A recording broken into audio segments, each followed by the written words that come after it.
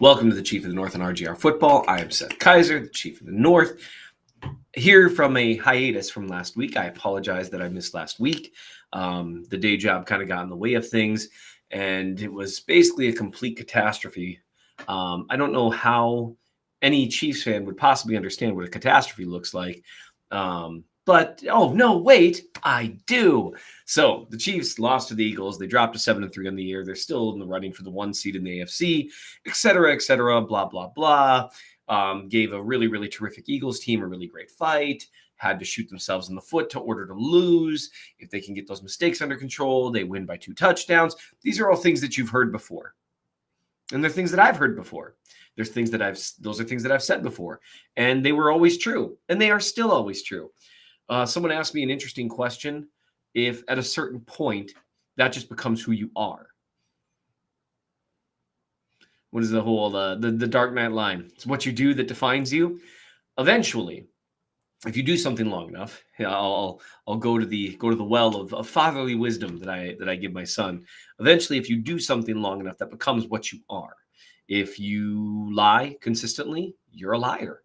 One could argue that lying once makes you a liar, but that's neither here nor there. But it becomes something that defines you if you do it long enough. You steal one time, you're someone who made a terrible mistake and needs to make it right.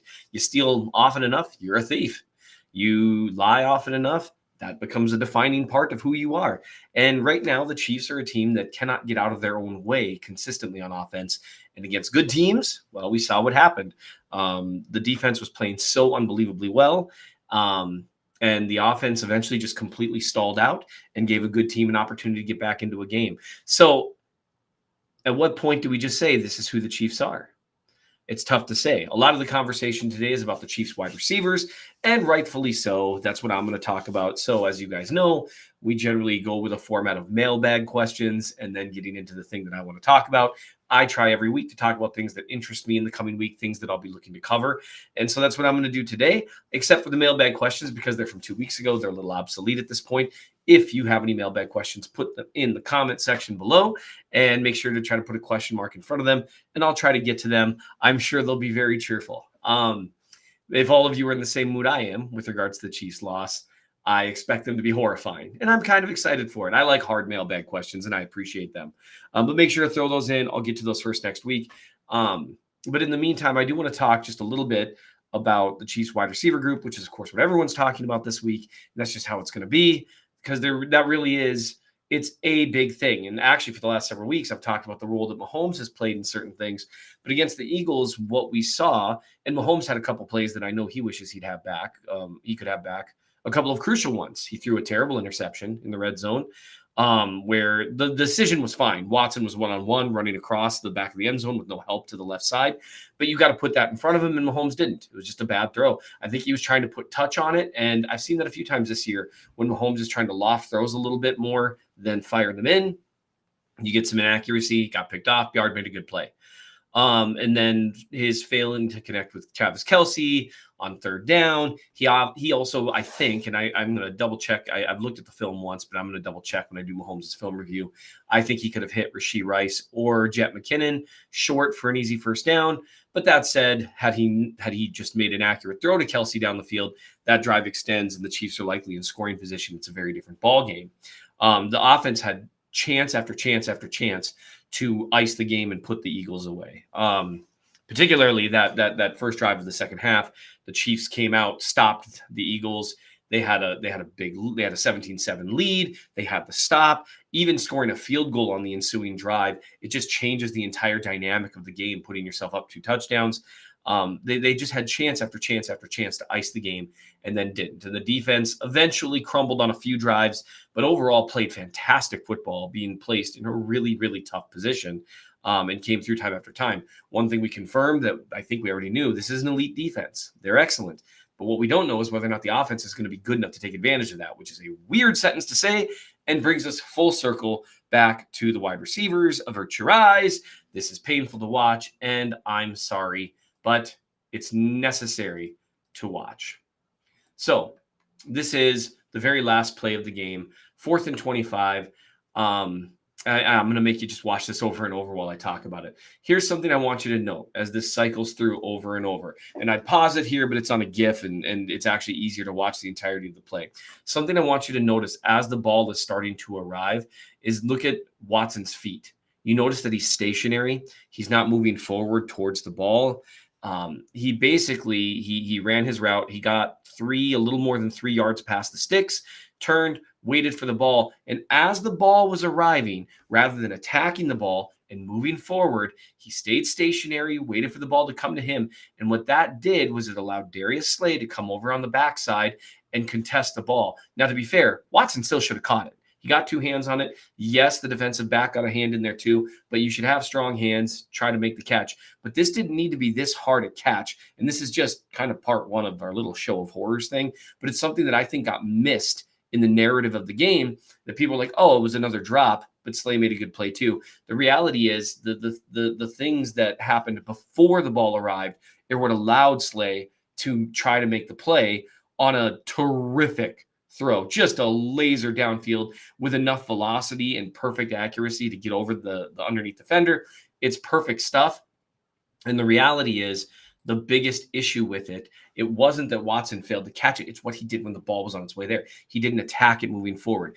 I don't know if he wasn't quite aware where he was on the field, and he thought that if he moved forward at all, he would risk giving up the first down.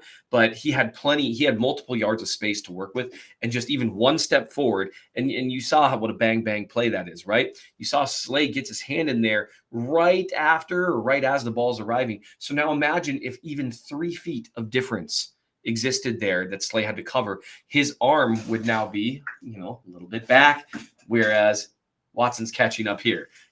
The forced perspective is making that weird. But mistakes like that cost games. And I actually wrote about this on the Chief of the North newsletter. If you want to check it out, and I think it's worth a read. It's actually unlocked from today's game. And I wrote about that Chiefs fans and Patrick Mahomes were deprived of another signature moment. And this right here, this play, this was a potential yet another piece to the ever-building legend of Mahomes. They would have had the ball 1st and 10 at the 40 with about a minute and a half left to go. And sure, that's a tough situation to be in, but they would have had the Eagles defense on their heels. They'd have had a fresh set of downs. I think there's a good chance, at least a coin flips chance, that they score there and the legend continues to grow. Of course, none of that should have been necessary because, and again, this whole episode should have a trigger warning. Because Marquez Valdes-Scantling had one of the worst drops of all season after he does a great job creating separation down the field. I mean, he really can fly. And I mean, it's a great shot play for those who want to talk about coaching and that kind of thing. Andy Reid correctly anticipated that they might get a downfield shot play here. And that's exactly the look they got. They got a downfield shot play on 2nd and 10, great protection. They knew that they were going to be in man coverage. They anticipated that Kelsey would draw the safeties. And now that leaves MVS all alone. That should be a touchdown. They should have had a 3-point lead with about a minute 40 left. And I think that picture really does sum up what this game ultimately looked like in the end. But at the end of the day, Mahomes had a couple of mistakes of his own, but it wasn't just these 2 huge drops, right? It's easy to forget maybe in the moment, but Justin Watson had a drop on 3rd and 4 on the Eagles 39-yard line right before Andy Reid made a mystifying decision to punt.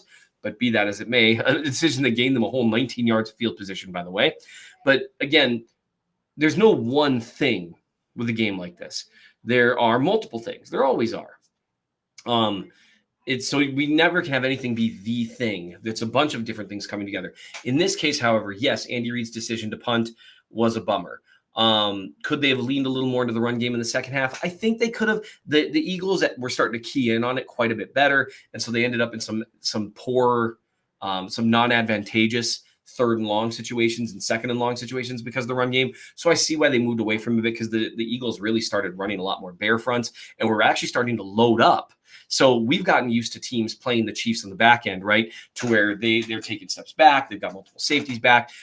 They're afraid of the pass game, and that lets the run game eat. Well, in the second half, the Eagles were actually doing a lot of the opposite. Not every time, but a lot, in that they were creeping more towards the line of scrimmage. They were playing some more man coverage across the board. They were leaving one safety or sometimes even no safeties over the top and daring the Chiefs to beat them over the top. And that's why you saw some of those deep shots that, frankly, should have worked, virtually all of them. MVS started turning around while the ball was in the air. Justin Watson started heading inside rather than heading outside on a go. And both of those, I think, were catchable balls had they not done so. It's a really unfortunate situation. Then you couple with that drop at the end there. But that's why the Eagles were daring them to take those shots, and they just weren't working. And sometimes that's because Mahomes' deep accuracy hasn't been what it could be this year. But in this case, it really wasn't it. And of course, that wasn't just it. The 3rd and 4 drop by Justin Watson wasn't just it. You had Kelsey with a drop. You had Kelsey with a fumble. But overall, the inability of the Chiefs receivers to distinguish themselves within the roles that they were given, this was by far the most costly of those games. At least against Denver, which they lost, it was a situation where Mahomes himself played pretty poorly as well. That really wasn't the case. He had a couple of bad mistakes, certainly, but overall he played quite well. And those mistakes, they shine through when a bunch of other stuff goes wrong. And that's kind of what we've talked about in the past. It's like the reverse of complementary football. The snowball can go the opposite direction too. And so let's say, for example, Mahomes throws that really bad pick. Obviously a bad play. No one likes it. Terrible play, etc. But now let's just imagine you change the result of 2 of those 3 deep balls. MVS catches the one, and obviously butterfly effect, etc. But even if you just think stats wise or whatever, MVS had a touchdown maybe available to him on 2 of those plays. One was a blatant drop. One was a badly misplayed ball. How different people would be talking about Mahomes if he had 2 more touchdowns, because I think it would have been, a 4-touchdown game with 1 pick. You see how much that just changes things when those deep shots don't work out. And that's why in the past, even last year when MVS was playing significantly better, those mistakes, they get vastly outweighed by the good plays. And that's what we're not seeing this year. They don't seem to have the ability to make up for those bad plays. That's what I wrote about the Chiefs of the North newsletter. You're more than welcome to read about it.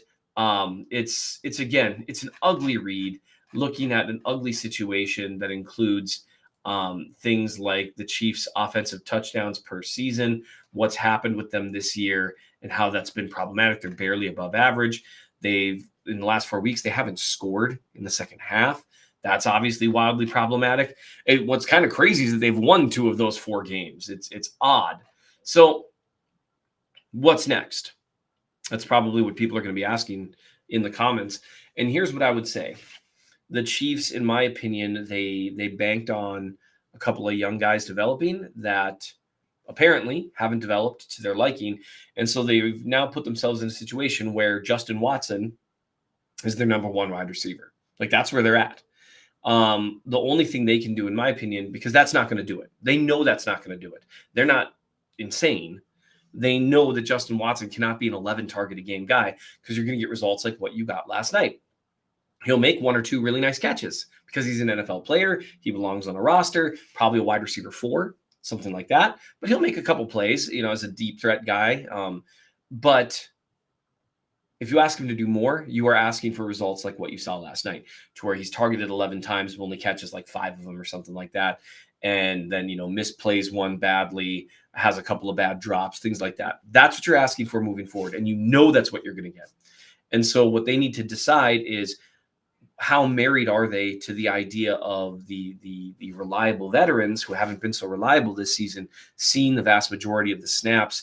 And even as MVS's snap share has gone down, the target share has been the same. So what do you do with like Rashee Rice, who still struggles to separate against man-to-man? So he's got some limitations. Do you start trusting him with some back shoulder stuff? You start giving him looks like that, like what they did with Juju last year. Do you start running Sky Moore out of the slot almost exclusively and start treating him as a first read more often? Do you start playing way more 12 personnel and actually utilizing Noah Gray in the passing game more? I don't know, but they need to make a decision on these things, and very, very quickly, because what we've seen, they have an elite defense. They have Patrick Mahomes. They have Travis Kelsey. They have Andy Reid. They've got Isaiah Pacheco. They've got a good offensive line. But one position group has the ability, if the floor is low enough in it, it has the ability against good teams to completely catapult things in the wrong direction. And what it does is it slims down the margin of error for every other group. And I think we've seen that in game after game this year, to where Mahomes has to be really, really, really, really good. Kelsey has to be really, really, really, really good. The offensive line or Isaiah Pacheco, they've all got to be at this certain level, and it's got to be all of it clicking, because otherwise this thing that's dragging you down a bit anchors you all the more so. It's kind of how you've just got if you've already taken on some water in the boat, getting another couple gallons of water in there might be a much bigger deal when you are already struggling to stay afloat. And that's something the Chiefs are going to have to figure out. So in terms of what I'm going to be looking at for the remainder of this week, I am going to look at the Mahomes film review. I'd really like to look at what the Chiefs defense did. I'd love to have time to do that in order to give full credit to Spags on a terrific game that the defense deserved to win. This should have been Trent McDuffie's coming out party as a star. And because of the way the game ended, he won't. And that's really unfortunate, because he played well enough to deserve it. L'Jarius Sneed, same thing. That guy is going to get paid this offseason. They're going to have to figure that out. So I'm going to be trying to look at that when we look at the Mahomes film review. And otherwise, you can check out what I've already written at the Chief of the North newsletter. Make sure to hit like, subscribe, do all the friendly YouTube things here. You know what? Regardless of everything else, you know how rare this feeling has been for us over the last 5 years? That's how you know it's still a great week to be a Chiefs fan.